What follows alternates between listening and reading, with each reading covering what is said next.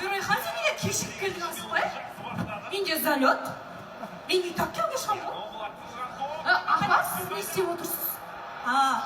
УЕФАға кіргелі бері Евроға шыққан күтіп отырмын мен. Қане жігіттер, пожалуйста, давай. Давай.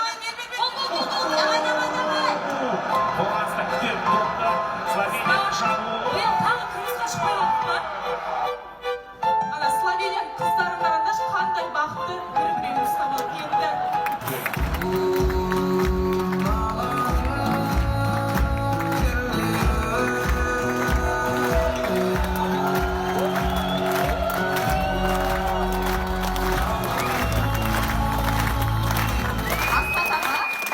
Қыздар не болды көңіл күйлерін түсіріп? Қалай көңіл күйіміз түспейді?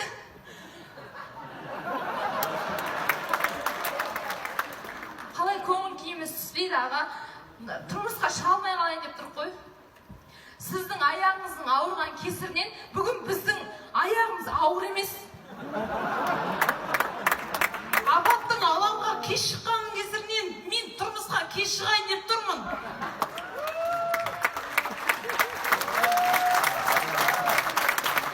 Пайымдамаңдар қыздар, көктемде өтіп кетесіңдер.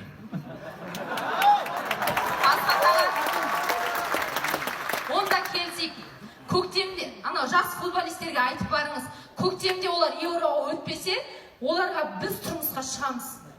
Мықты мотивация болайын деп тұр ғой.